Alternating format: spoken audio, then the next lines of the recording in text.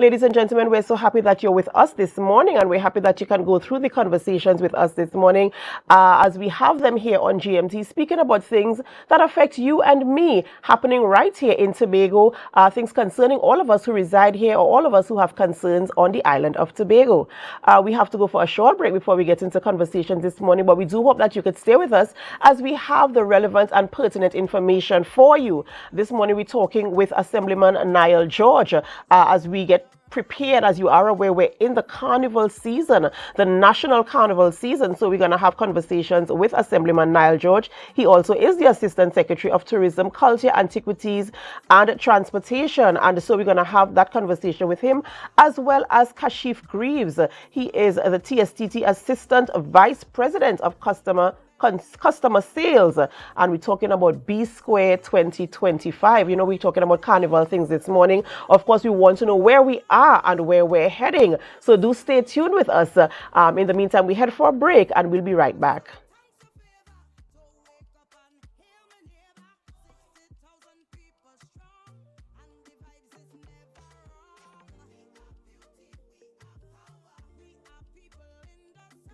So guys, there are some new developments in housing in Tobago. So it's goat racing time. This is 116, the show that keeps you in the know with all things Tobago House of Assembly. Each week, 116 delivers a fun and engaging overview of the latest developments, achievements, activities, and events of our dynamic assembly. So join me. Let's dive into the Tobago House of Assembly's Week in Review right here on 116.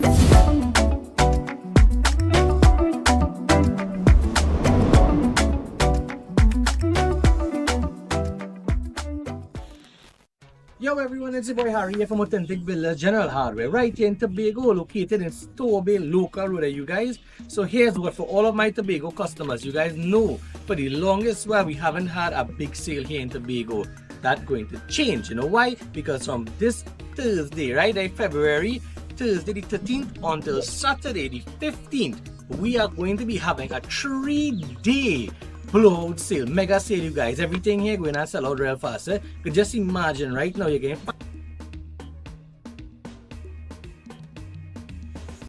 Love, soca, zest, and steam. Thursday, 13th February, the night before Valentine's Day. Fellas, come out with me. Ladies, you and your team to experience one of TNT's most requested artists, Young Brother. She said, take it easy, I will do the work. You don't have to wind up Young Brother live at Village Vibes Bar, Basin Hall. I wanna wine on your bumper, I know you like Steve. Young Brother live for an uncut, up-close performance. You make it jump and you make it jump. Alongside DJ Hottie, Ish and Selector Father, MC Sticks, King Legal, Busy and DJ Fusion. Early bird tickets, 3 ladies on 1 ticket, $450. Single, $200. Available at Pablo's Supermarket Argyle, Royal Castle Outlet Scarborough, Ramabar, Joefield Junction, Mongrace, Crown Point Gas Station, and Village Vibes Bar. Call 750-6258 or 686-0898 for one night only. The King of Steam, Young Brother live, the night before Valentine at Village Vibes Bar, Mason Hall. This is what I like the pot. Want to get better? Where to start? What kind of exercise to do? What to eat? How to get restful sleep?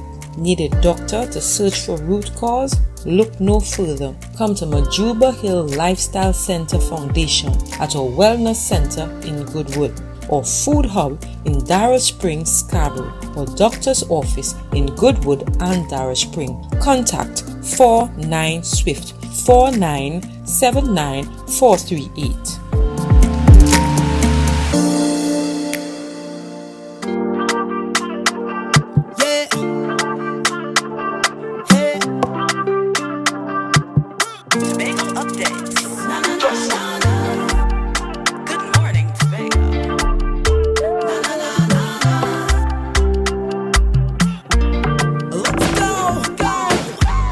It's a brand new morning, rise up to a brand new dawning as the Welcome back to Good Morning Tobago, and good morning to all of you viewers, and thank you so much for staying with us.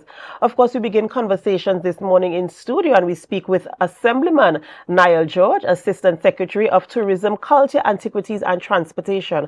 As you are aware, we are in that season. It's Carnival 2025, and we're talking about National Carnival 2025. I know a lot of you love the Tobago-centric Carnival, but this time the conversation is focused on what we're doing for 2025 National Carnival in Tobago. Good morning and welcome.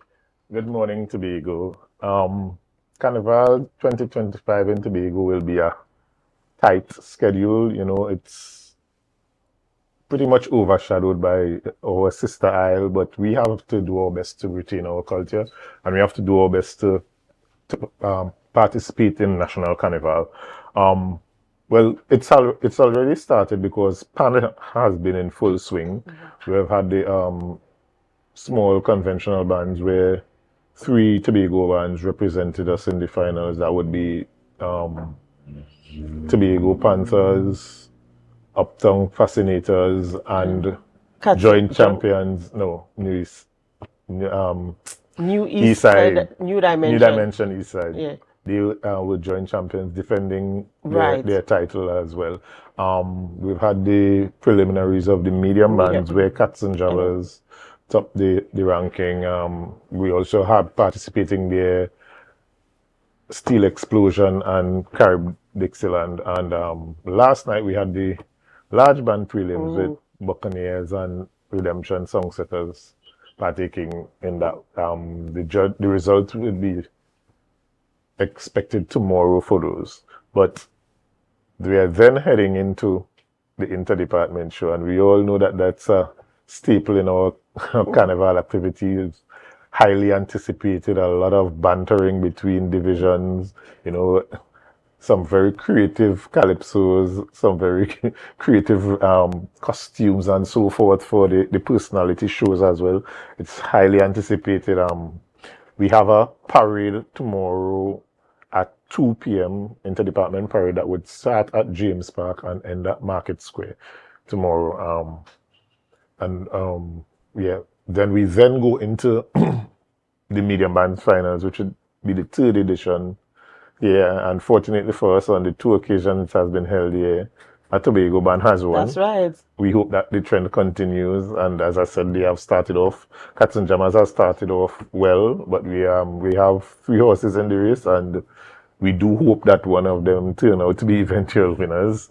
We then have the return of the Windward Afro Queen Show and Calypso competition. That would be taking place on the 26th of February. We didn't have it last year, but we do have it this year. Along with the Queen Show, there's the Calypso aspect, and there's a lack of Calypso competitions in Tobago during the Carnival season. So this Calypso competition is an integral part of the Carnival festivities for Calypsonians. We then go to the 28th of February, where we have the Windward Junior Extravaganza. And then after that, it's pretty much to Carnival on weekend the road, right. on the road, where we would have Kiddies Carnival. We'll have Parade of the Bands in Roxborough on Saturday the 1st of March, and Parade of the Bands in Scarborough on the 2nd of March. And this is to facilitate the cruise ship season as well, because we had some transportation problems with Roxborough being on Sunday last year, and we had a cruise ship in Scarborough. And we all know maxi drivers, they are looking to make their money at the peak tourist time. So in order to facilitate that situation, we moved Roxborough to the Saturday and Scarborough to the Sunday. It also would add value to the tourist arrivals, because then they will be able to see the kids parade, and the kids would then be able to parade for not only locals this year, but for some tourists as well. We then go to Carnival Monday, where we have Juve at Canaan and at Crown Point and Scarborough. We also have night mass at Roxborough, and we have traditional mass at 1 p.m. on Monday as well. And then on Tuesday, we have the Senior Parade of Bands, we have Mud Mass, and we have Senior King and Queen individuals. we also have Cuddler Hall Juve on that Tuesday as well. So the Carnival calendar of events sounds packed. You know, there are lots of events taking place there. So I know a lot of persons think that we focus primarily on the Tobago Carnival in October and not so much emphasis in February. But here we are with a calendar of events. A lot of things happening on the island that will lead up to the on the road for the National Carnival here in Tobago. What is some of the, in terms of collaborations with your stakeholders and persons who are promoters and your event hosts and all these persons, what is the conversation like in terms of ensuring that the National Carnival is maintained here on the island? As I must make mention of the Tobago Carnival, as after the introduction of the Tobago Carnival, what is the conversation like in terms of maintaining the structure, maintaining the look, and also ensuring we have a product for the March, February edition of the National Carnival here in Tobago? So ideally, Adanna, the intention would be for us to transition to October Carnival, because the reality is, as long as Trinidad has Carnival, it overshadows Tobago. The tourist arrival cannot compare to October, and even the arrival and the support of the Trinidadians in the October Carnival is what makes it so successful. It's not us competing with one another, but more helping one another, because the belief is that if we have separate carnivals, we can then support each other, which happens anyway, because most persons are into heavy mass playing leave to go to Trinidad to play with Tribe and Juma and all of these big bands. But we had stakeholder conversations from as early as December, and they're continuing. Mr. Cowan, CEO at Festivals, has been doing a great job where that is concerned. We had 3 stakeholder meetings. We have continuous conversation with stakeholders, and it is with this that I ask stakeholders to work with Festivals Commission. In order for us to plan, we have to have proposals early. We send out for requests for proposals, and we ask all stakeholders to abide by that, because when you come with your proposals after that, after we have set a budget, after it has gone before Executive Council, it now becomes difficult for us to change things that are on the calendar. So we continue to work with the stakeholders, we continue to have conversations with the stakeholders, and we continue to move in a transitional way by having these conversations and making sure that they are aware of what we would like to happen, and we are aware of what they would like to happen. You mentioned that you wanted to transition into Carnival in October. Does this mean that an elimination of the National Carnival being staged in Tobago? Well, the focus of the National Carnival, in my opinion, my humble opinion, should be on traditional mass and kiddies carnival. Because if you look at the product for adults, it's chalk and cheese between. In 3 years of the Tobago Carnival, you can see a vast difference. And you can see the difference in terms of the number of persons who support as well. You know, Tobagonians are people that like quality. We would say that they won't spend, but they would spend once they believe it is quality. And if you look at the number of costumes that are sold in October, as per the number of costumes that are sold in February, March, it's chalk and cheese. And what type of support are you putting in place? Or I shouldn't say support, what is the conversation like in terms of if we scale back for the National Carnival and we just do traditional mass and kiddies mass, how are we going to supplement that period on the island of Tobago? Well, we also there's also the Afro Winwood competition and the interdepartment competitions, and the mass makers have the ability to work together to create content for October as well, and that's what we have been encouraging. We have been encouraging the smaller mass bands to take a section in a bigger band. That way, they would also receive support and help in terms from the larger band. So it's about us working together to get it right. The budget for the Tobago Carnival is $5.8 million, and the other reality is that we can't finance 2 carnivals. You know, majority of Tuco, Pantrinbago, and they receive concessions from NCC for Carnival, but the smaller mass makers, and so forth, they receive concessions from us, right? And that would put us in a position of having to pretty much fund 2 carnivals. That's definitely unsustainable. So that's why I believe that we need to transition, focus on the kiddies, focus on traditional mass in February and traditional and um, conventional bands October. And what has the feedback been like with the stakeholders? Because I know you said the conversation has already begun. What is the feedback like? Are they on board? I know everything will not go smoothly. You can't please everybody. Everybody will have a difference in opinion or position or where they would like to see the event going. But what is the feedback like generally from the stakeholder engagements? Well, as is common with change, there would be resistance. And it's not about a bullying situation as well. It's about showing every stakeholder where it would benefit them to come along with the plan. If it was about bullying, we'd just say no carnival or no this or no that. And that's not the approach that we are willing to take. People have their livelihoods at stake, so we have to be very careful in the way that we approach it and very understanding in the way that we go forward. But any idea that's a good idea is not a very hard idea to sell. And that's exactly where we are at. We have to sell the idea, we have to get buy-in from everyone. And I know that it would happen because, I mean, it's evident. The evidence is there, the results are showing, so you don't want the wave to leave you. And in terms of hosting the inter-department, I mean, I know that's a staple for Tobago. I don't think Trinidad has anything like that around National Carnival time, because of course the culture between both islands although we are one nation, the cultures are totally different, and Tobago really takes their culture seriously.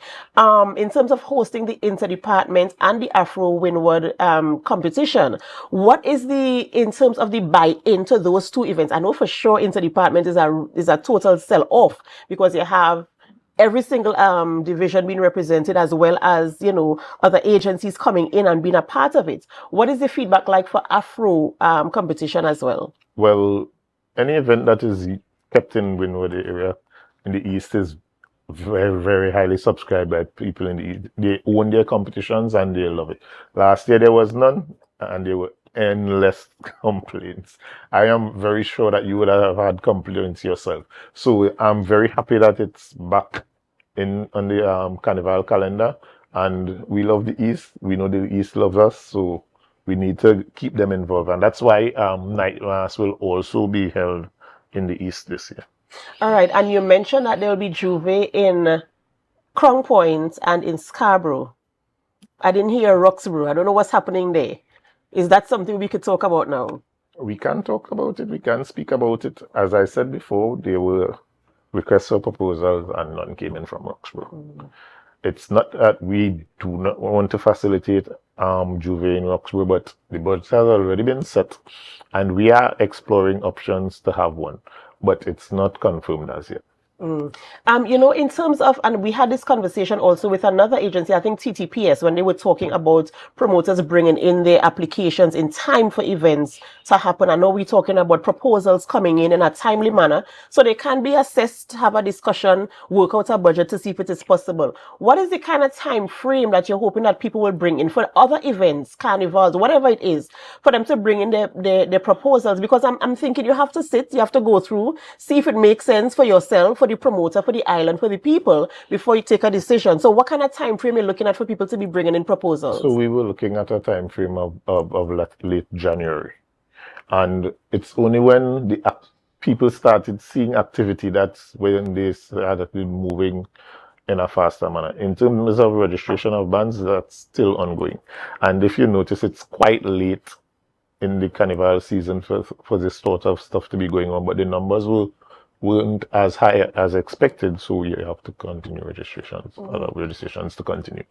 All right, and in terms of conversations with all the other agencies, I mean, we're talking about TEMA, TTPS, all the other agencies who have to come together to collaborate to ensure that we have a safe product, that we have a product that is enjoyed by all, and a product that can be sustained and also beneficial to those who are participating and who reside in the Tobago space. What is that conversation looking like in terms of hosting the National Carnival here in Tobago? So in both carnivals, National and Carnival, October Carnival, which is Tobago Carnival, we have a security basically a security council where all of these security sectors come together. They have their meetings, they have discussions with us. So we are very well aware of how things will run. Safety is one of the main priorities in any activity that takes place in Tobago. We pride ourselves on our record of safety, and because of that, the TTPS, the TEMA, fire services, public health. We even have meetings with Port Authority because sometimes during the festivities that there are vessels that would be docking to facilitate smooth movement on and off of the port and so forth. So where that is concerned, everything is okay. Everything is a go. All right. And of course, in conclusion, what other information would you like to share with our viewers, or you want Tobago to know about our staging of the National Carnival here in Tobago as we move forward, and what to expect for the season? I mean, they have a packed calendar, but what we want to share with them as we go out? As usual, where I'm concerned, have fun, participate, and be safe. We want each and every one of you all that participated to be alive and healthy to tell the story after Carnival. So we are asking you all to go out, have fun, go to inter-department, have a time, make sure come out to medium band finals and support, and just to generally support the Carnival in a very safe way. All right. Thank you so much for coming this morning and sharing that information with us. And we do hope that we have a safe and wonderful and enjoyable carnival season here on the island of Tobago. And viewers and promoters of all events, you all are aware that when you want to host your event, you had to come in early, send in your application early, put in your proposals early. We've been hearing this time and time again. And so we want to beat the clock. We don't want to be coming in at the very last minute and then saying, oh, well, they didn't help us. But you remember, you've got to help yourself also for you to get the type of support you're looking for as well. Ladies and gentlemen, we have to go for a short break before we continue conversations here in studio. You are joining us here on GMT. Good morning, Tobago. And we do hope that you're having a wonderful morning. In fact, we hope that you're already sitting behind your desk and have started your day at work. So as you continue to listen to us and lend us your support, we have to go for a break, but we'll be right back after this.